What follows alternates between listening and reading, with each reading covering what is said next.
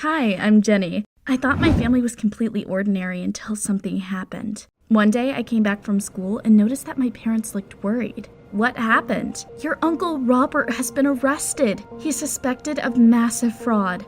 Wow. Uncle Robert was Dad's brother, and as far as I knew, he was a businessman or something like that. At least he used to be. His daughter Anna is coming over soon. You probably remember her. She's going to stay here for a while because she has no other relatives. Of course I remembered her. She was a cool girl even though she was 2 years younger than me. We used to spend every summer together, but then Anna's parents divorced and Uncle Robert sent her to study abroad. We hadn't seen each other since. When my cousin arrived, my parents and I were stunned. Was she really 16? She looked older than me. Despite her appearance, Anna seemed cute. Oh, Aunt Bridget, Uncle Mark, I'm so glad to see you. Thank you for letting me stay here. I want to apply to the local school as soon as possible. My future depends on my studies, so I can't afford to relax now. You are very responsible and serious for your age. Even though Jenny's older, she's quite childish in comparison. Oh, not that again. My parents considered anime and cosplay to be nonsense. Those were my biggest hobbies. I'll go lie down, I have a headache. Oh no,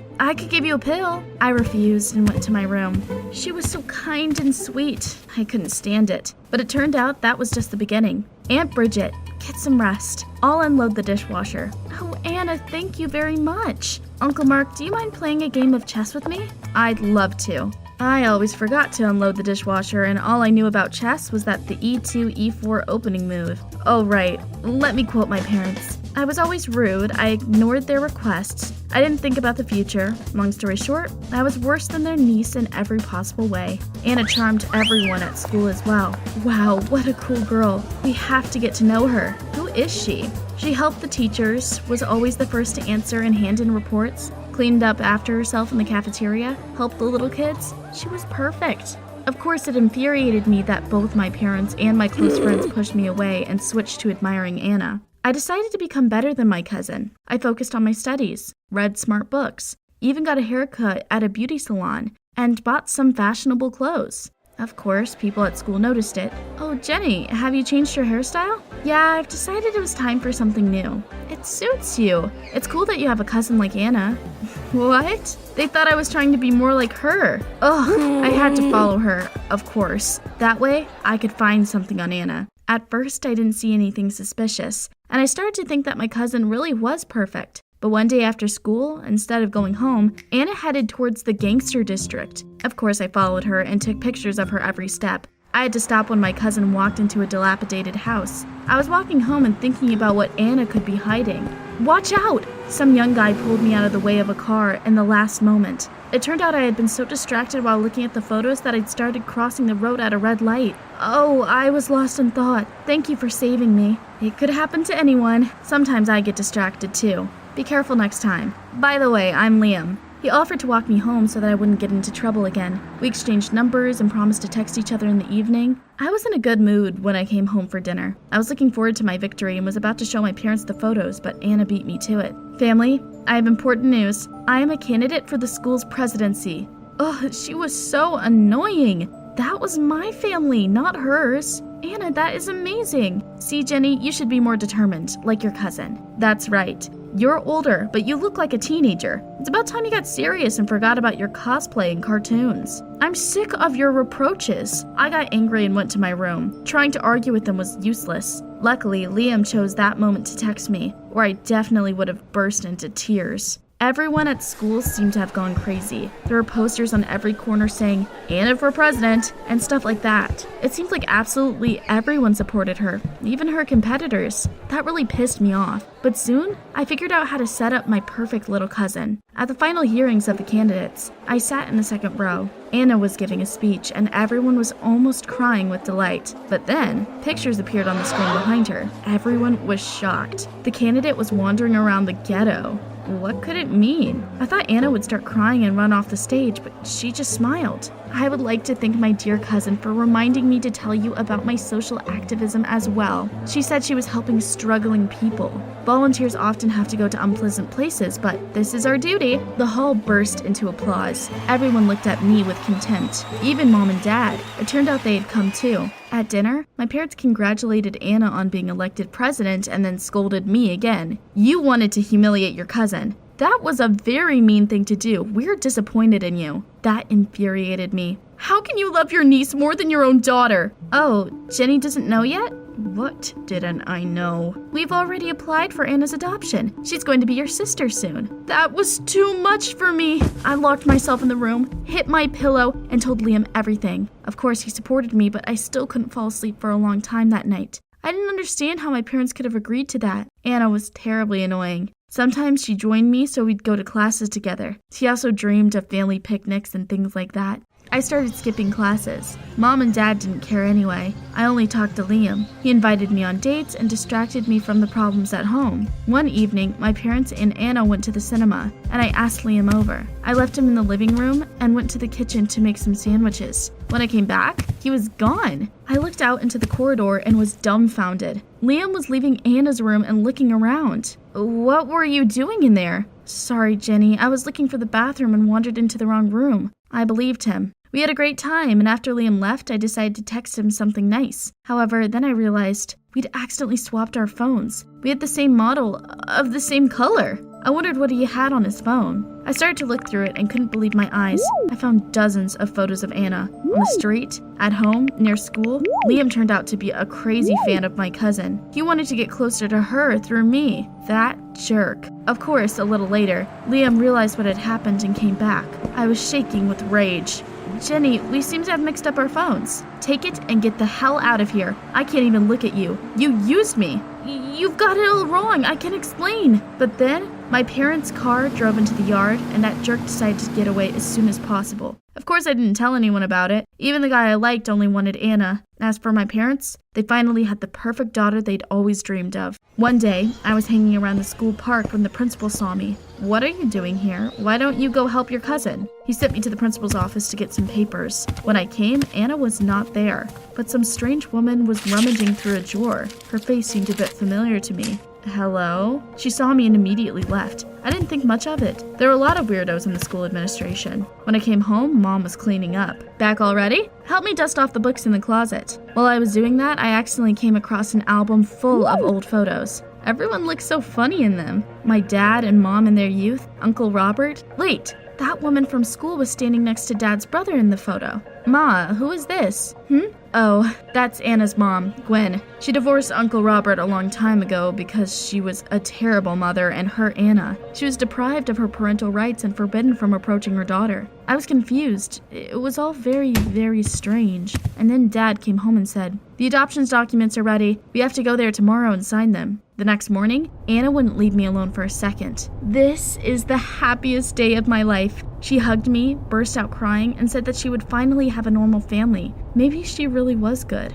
I should just move on? Mom and Dad were very determined to adopt her, and it wasn't like I could stop them. My thoughts were interrupted by the sound of a horn and sharp braking. Someone had jumped in front of our car. "Mister, are you okay? Call an ambulance. We'll sign the paper some other time." At that moment, I looked at Anna. She looked furious, but quickly got a grip on herself. I came closer to the poor guy and almost fell from shock. The one lying next to the hood of our car was Liam.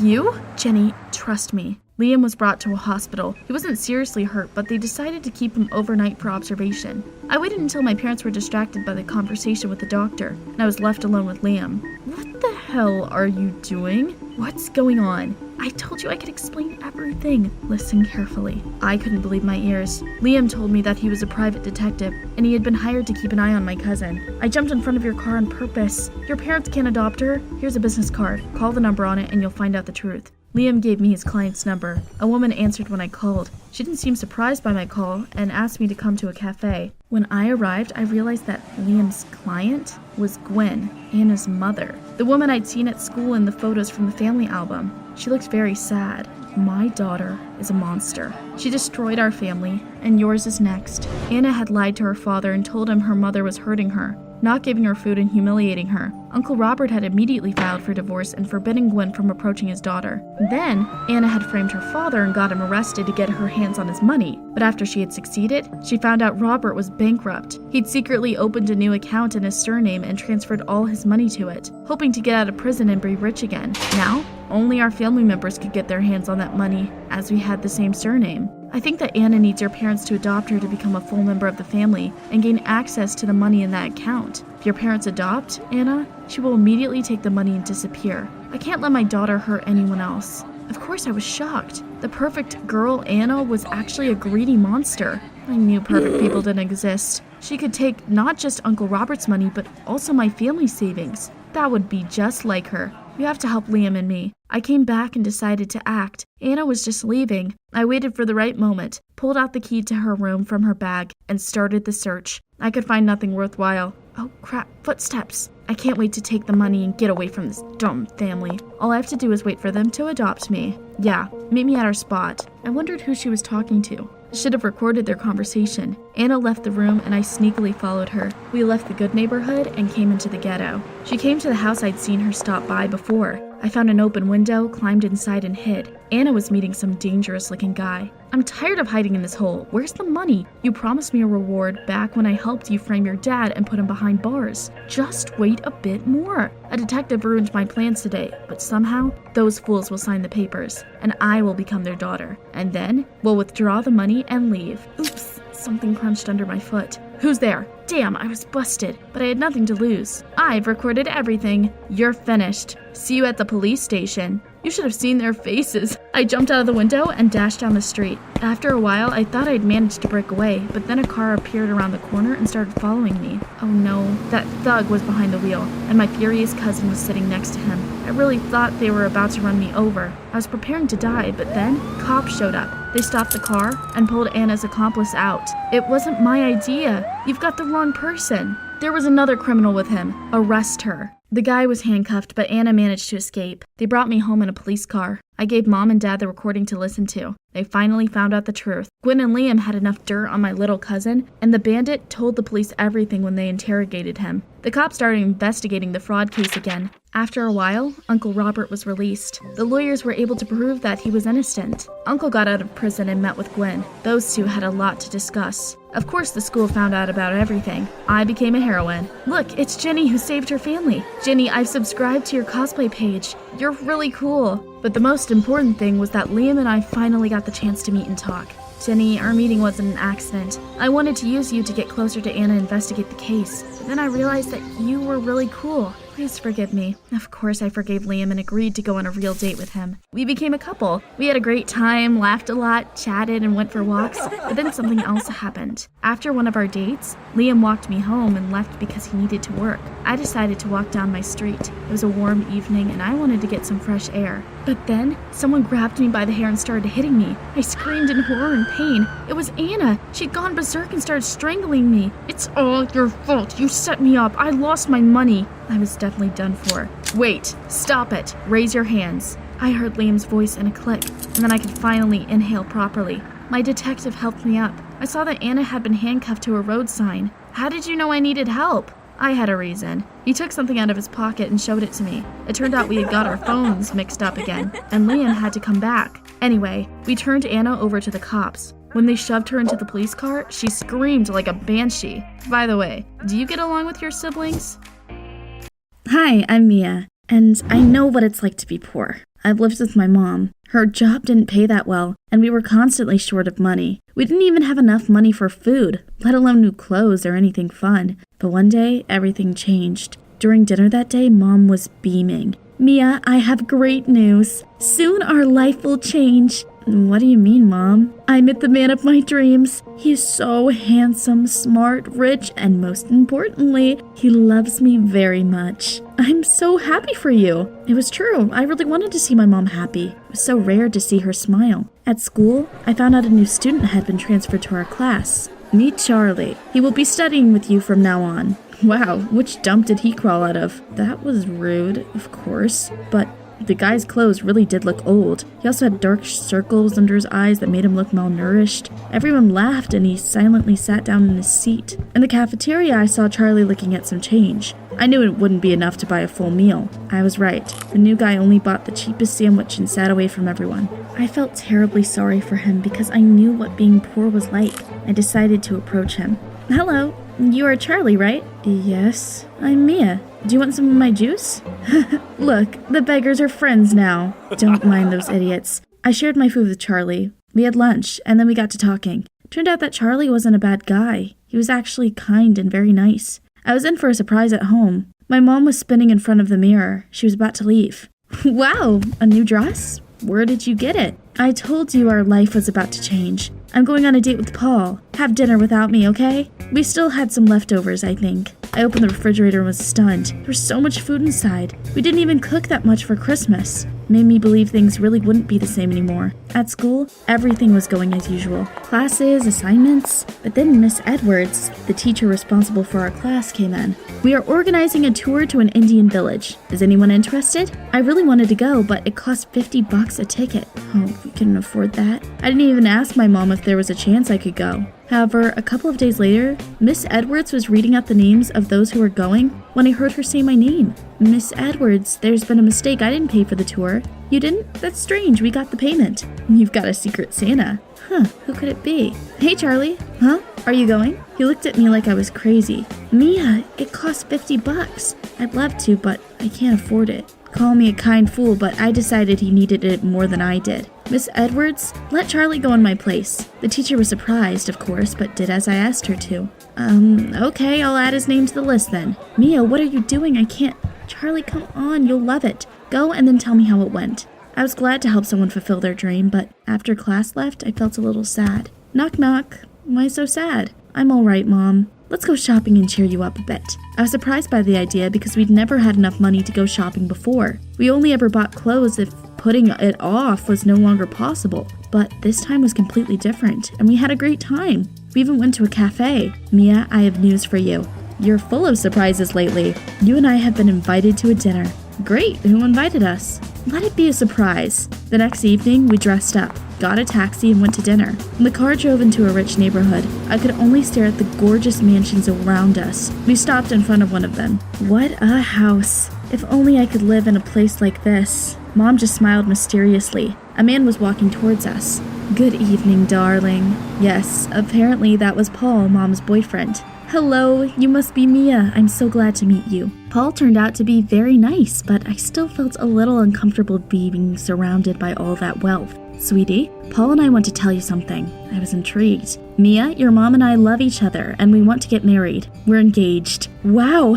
I gaped in surprise, but I was very happy for my mom. She deserved to be happy. Wow, congratulations! Soon we moved into Paul's mansion. My new room was 4 times bigger than my previous one. I was getting used to eating good food, having pocket money and a closet full of fashionable clothes, but it was hard. It felt like I was living someone else's life. The day after the move, I put on my old clothes out of habit and went to school. Everything was going fine, but then, wow, what a car! 3.0-liter engine, all-wheel drive? Quit drooling, you won't ever have enough money to buy it. There was a gorgeous car in the parking lot. Everyone was staring at it. I'd never been interested in cars and was about to walk by, but, Miss Mia, where are you going? A young guy in a suit got out of the car. I stopped. It was starting to rain. The guy took off his jacket and threw it over my shoulders. What was going on? Miss Mia, Mr. Paul asked me to meet you after school. Oh. The driver opened the door for me. My classmates looked like Captain America himself appeared in front of them. The next morning, everyone wanted to know the details. Hey Mia, what's up with that car?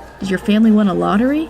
You could say that. I heard Mia's mom has a rich fiancé and now milks him for money. Everyone laughed. I hated that. How could they say that about my mom? She would have never dated someone for money. At home, I felt even worse. Honey, I don't want Mia going to school in such rags. Mom looked at me helplessly. I'm sorry, Paul, but I can't get used to all the luxury. It's much easier for me to live modestly. You're embarrassing me. What will people think? Darling, Mia will soon get used to this lifestyle and dress according to her new status. Right, sweetie?